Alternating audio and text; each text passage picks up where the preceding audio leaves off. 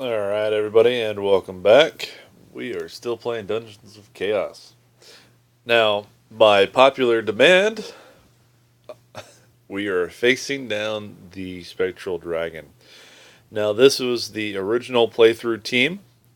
Went through Chapter 1, Chapter 2 with them. Just re-geared them, and they're all sitting at level 60, except for my assassin. It's a little higher. Overall level's 80. He had a higher survival rate than everybody else. But everybody's right at about where they need to be, getting this team ready to go into Chapter 3. But more particular, we're going to finish out the achievements with these guys, plus get this Spectral Dragon out because you guys are demanding it. Now, the Spectral Dragon is tough, and one of the things that really helps with this fight is lightning damage. So, found a couple of lightning damage items. Using a Mithril Kingslayer of Earth, 15 to 52 lightning, that's pretty darn good. It's hard to get really high-end lightning. Most of the time you'll end up with like a sparking or something like that that's in the mid-teens or 20s. You'll look out and get something that's a little higher. Earth has the cold lightning and fire on it automatically. So that's probably one of the easier ones to find. Our warrior is that I have a glaring boulder stick of purity. Couldn't find anything for him that was on a big two-handed blunt that had that, but we do have a little bit of extra magic damage, which will help. Our assassin is running with a zapping ancient Widowmaker. I went ahead and I upped the damage with that just a little bit for it, but this we're using mainly because of the base attack speed, the lightning, and the stun. Now, I have a zapping perfect skybow he normally runs, but lightning damage is the same. We don't need the dex or the speed right now, and the piercing damage off of the bow is really not going to be what we want. We want the blunt damage, so we're going to go with the Widowmaker. But again, that's mainly because of the stun chance and the lightning and the speed. We're going to be able to attack a lot more, get more lightning damage out, and hopefully get a little more stun chance off of that. And our casters they're casters. They're set up for casting. A little bit of defensive items. Everything else boosts mana. And that's going to be the same way with all of them. A little bit of HP gear, a little bit of mana, a little bit of armor, just so that if something does jump their way, they're not freaking out or anything else like that. They can at least maybe take a hit. They all have over 200 defense, which is really nice. Gets them to where they can take just a little bit of damage, but of course they don't have the health points. I mean, the druid is beefy. Our geomancer is beefy. He has over 1,000, but our mage, 447. Our priest is 602. Compare that to everybody else who's well over 1,000, 4,000, 2,000. It just makes sense. But what we're going to do is we're going to partially manual the combat here, and we're going to have a little bit of auto tactics. But this is going to be a long fight. This is what I would consider on the lower end of the spectrum on taking out the Spectral Dragon. You're looking at a team of overall level 60. You don't quite have the resources or the oomph to really take it down quick. So this is probably going to be a 15 to 20 minute fight. So bear with me, because we can still do it. And we're going to change some of our behaviors a little bit.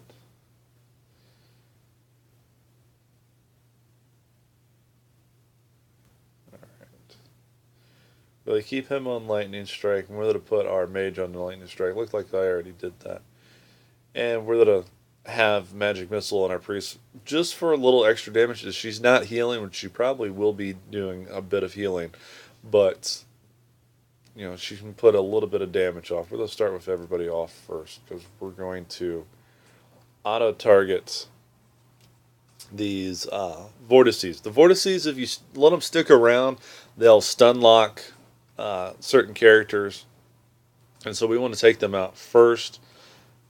So we'll get everybody started on that, on auto, and we're going to keep our Geomancer and our Mage open. We're going to use Ball of Lightning.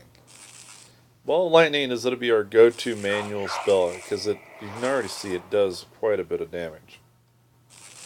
Hits almost everybody in that field right there.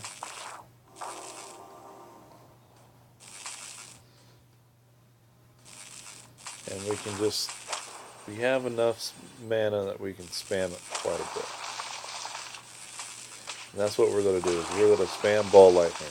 Now, if you guys have already went into Chapter 3 and have taken Chain Lightning or done Archmage or anything like that, if you have a higher level lightning spell like Chain Lightning, I recommend using that, because even that is going to be a step up from here. But right now, this is just a Chapter 2 team that we've been playing through for a while, and what we have is Ball Lightning and Lightning Strike, and that is perfectly fine.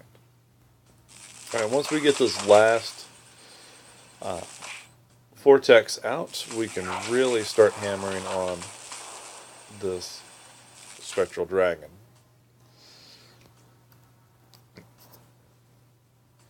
I'm going to use a couple of overclocks to get some of this damage really cranking on this guy, and we're going to do some little bit of hastiness. Now, if you notice, we have the Spectral Shock very slow, everybody else. What we're going to do is try not to move that way, but what we're going to end up doing is, once our Mage comes back around, we're going to dispel that.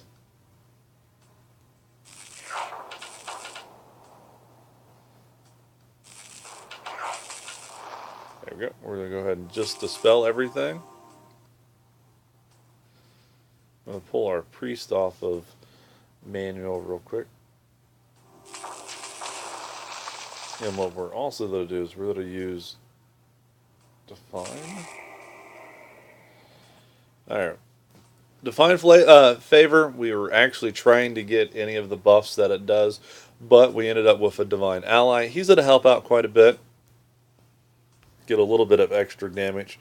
And with that, we're also going to get our Nature Allies out. We're going to get some bears going on here. And what we're going to do is we're going to crowd the field a little bit. We're going to provide extra allies for if that dragon does jump around. Because what he does is he changes combat tactics at 75, 50, and 25%. So you'll see a lot more activity coming out of him once we get him down there. But if you notice, we got a couple worms, couple bears. And so that's going to provide a little bit of extra damage because our worms do ranged attacks. Our bears, if they get next to him, they're going to be doing a stun attack. But we're just going to go ahead and continue on with Ball Lightning. And when the Mage comes up, we'll overclock it.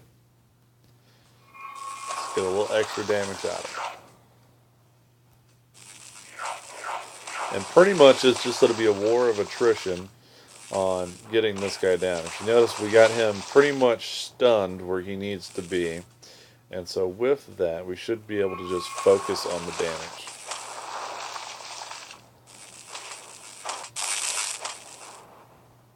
Now at this point, we're not healing excessively.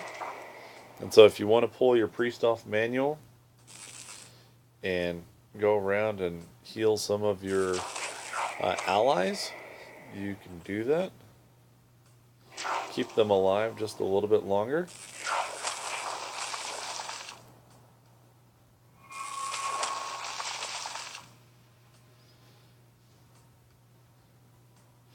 Now you can do target healing on your allies, but you cannot do a healing order, which is the mass heal.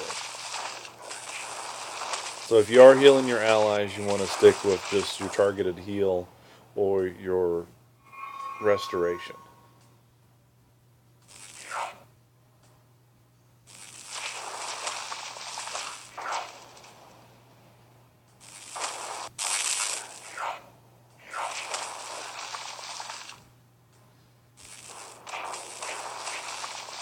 And this is pretty much how we're going to finish out the fight, is just ball lightning and surround the dragon.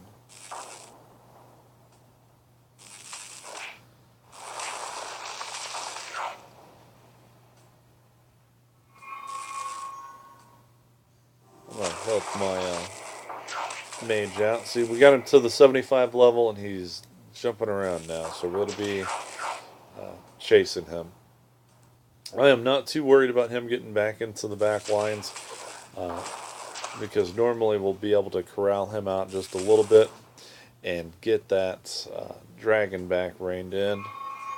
And like I said, our casters, they have high enough armor and defense that they should be able to take at least one hit if he doesn't critical. If he does a critical, then we're probably they'll be hurting a little bit.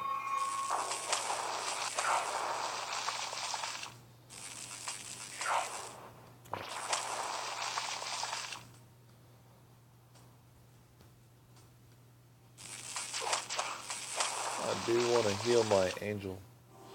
There we go. And I also want to keep my worm alive, because the worms do quite a bit too.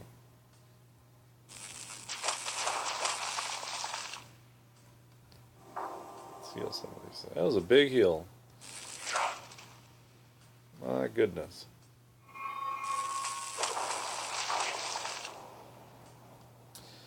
And we need to heal our knight. There we go. Stick her back on auto.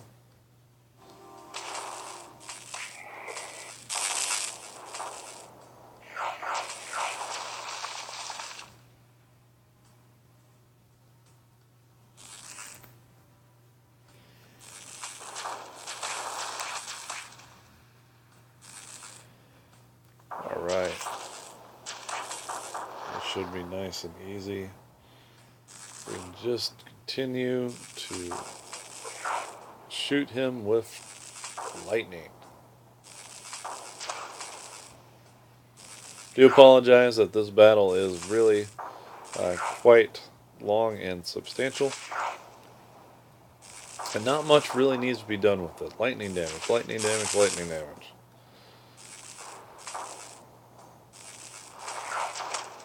Now once he gets down to about the 50% mark and crosses over to it, if our knight is standing next to him, we're going to start using knightly grip to get him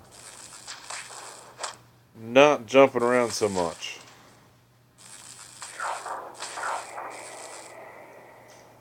Alright, you see him jumping around. We got him stunned.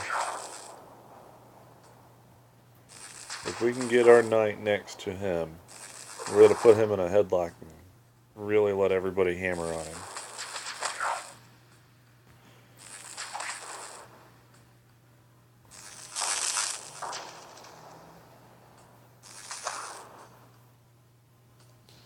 We'll pull these two off.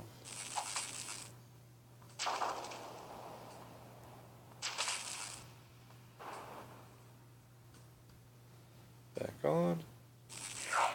Now, if you notice, all I did was take my warrior and my knight, move them around, and we're going to use knightly grip.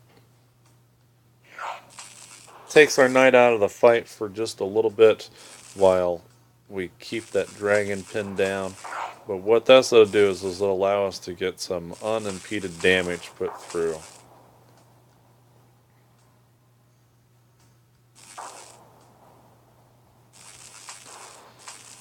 And as soon as our knight comes back up, we're going to do it right again. We got a couple uses out of, I think 4 or 5 of them, that we can just get this guy cranked down a little bit.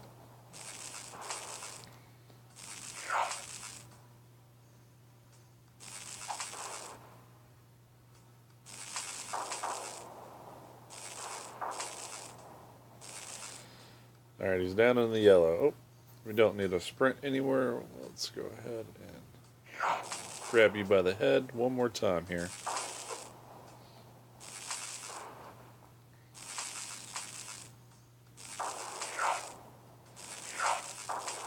Alright, so plenty of lightning damage, plenty of stuns. If you can paralyze with a high enough lightning damage, that is fine. Oh, what do we got going on here? There we go. Let's import that. Hit sprint and the screen goes all wonky. I do want to apologize. We're having some technical difficulties. Alright, so let's go ahead and grab that dragon one more time.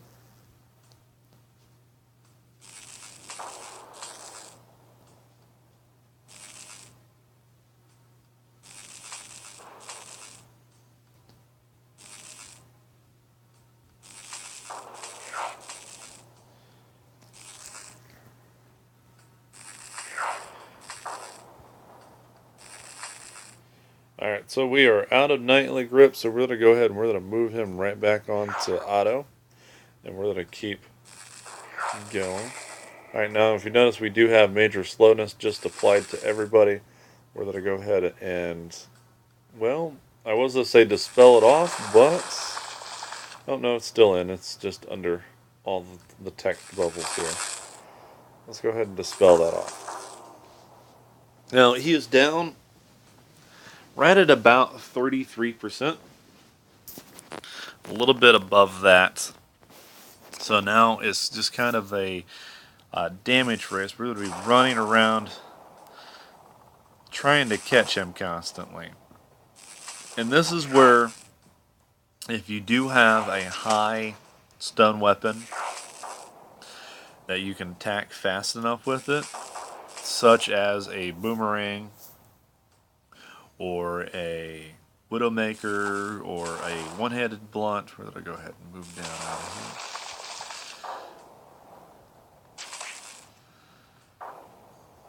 here. Doing some tactical maneuvering here.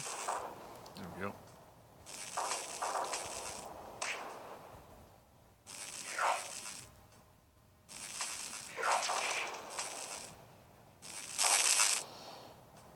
But yeah, keeping the Spectral Dragon stunned, or at least locked down with Nightly Grip, it definitely helps to push that damage, because if not, you're going to be chasing him around. If you don't have a speedy team to be able to run after him and keep the damage on him, his natural regen and his heal will keep you from keeping him down. His natural regen, you got to put at least, I think it's about every combat tick, which is a turn per person, need about 500 damage coming through to be able to keep that regen under check. And he's not, we don't need Fireball, he's not really susceptible to ongoing damage like poison or bleeding, and so can't stack that on him to negate the regen. So you just have to push through damage. Misclicked again. Alright, so we have him in the orange.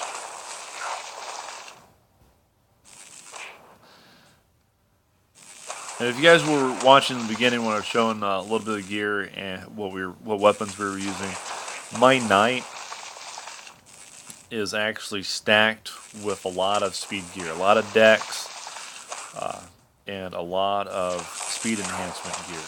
Partially so he can run around and take either the damage or grab something with Nightly Grip and pin it down. And that's just a preferred tactic of mine.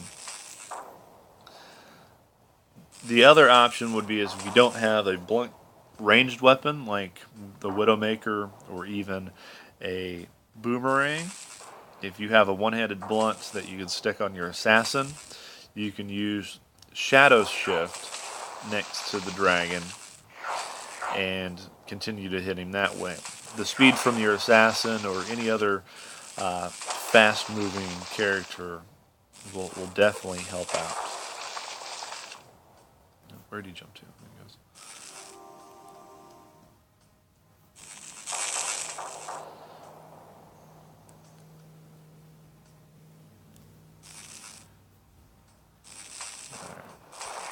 He is getting low, and so are our worms, and our worms have been doing a lot of work for us. So let's go ahead, pull our priest off, and let's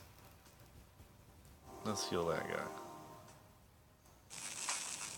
They've been good to us. Let's be good to them. Let's keep that one healed. Let's see here. Let's get that one back up. You can go back on auto.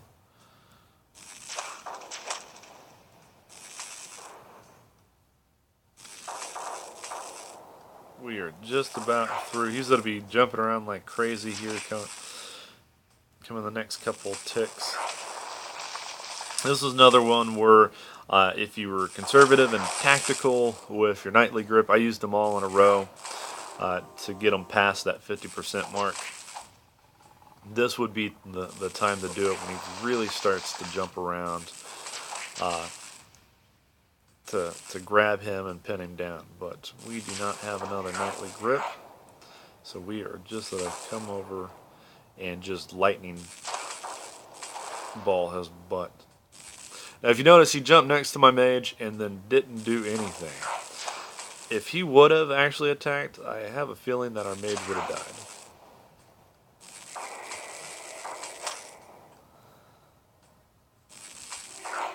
This is what really makes the battle long and tedious. Not only does he have an absorbent amount of health,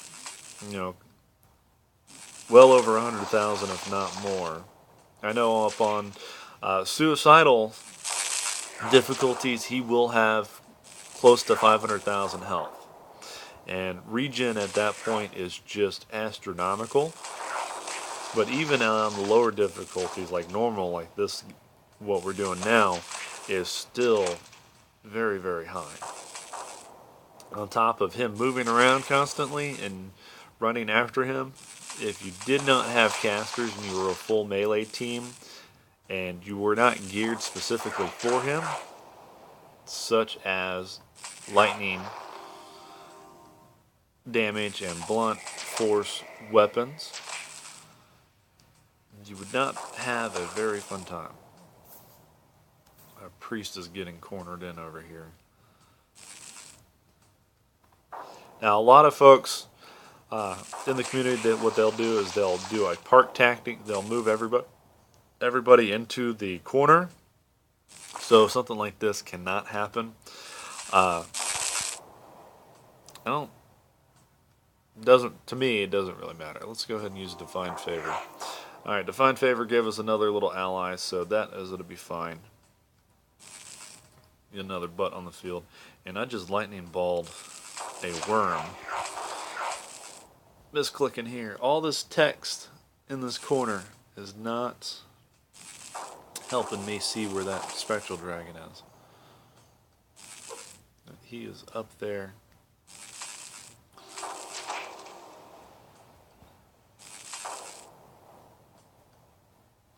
There we go.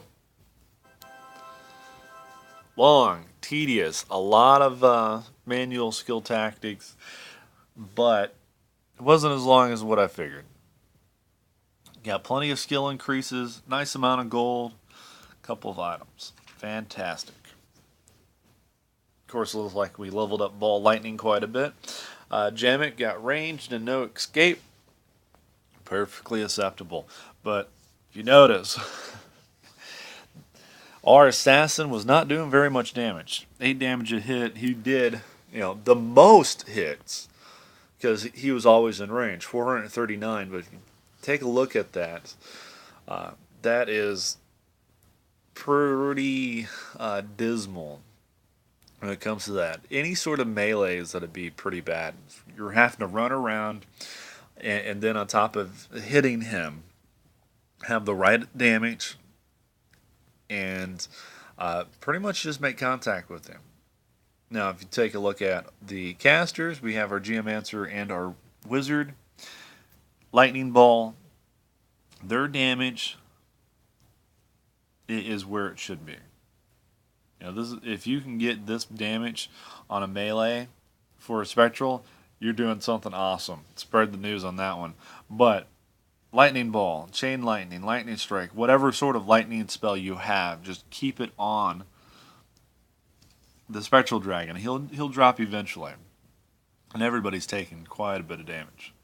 Now, that one time where the mage the mage got jumped at, he did take a little bit of damage. Not too much, though. Alright, let's go ahead and let's take a look at the items. They're probably unidentifiable. Yep, Swift Blade. We got a Toxic Supreme Ring of Terror. That's actually pretty decent. Now, it would be better if it was a 2% lifesteal rather than just 1, but that would actually be a really good assassin item. And a Soul Cape. That's pretty decent. It's decent armor for that Soul Cape. Swiftblade, don't know what it is though. Alright, but that is the Spectral Dragon. Again, just to recap, a lot of lightning damage. A lot of stun damage, or force damage. Any of the dragons, honestly, are weak against force. And there's a lot of enemies that are just weak against force damage, period. So that is one thing to consider when looking at weapon types to use force damage. One-handed blunt, two-handed blunt, a sling or a widowmaker or a boomerang, something like that that deals that force damage will help quite a bit. And just keep on the healing. If you have the damage and you have the weapon type and you're still dying, look at who's doing your healing.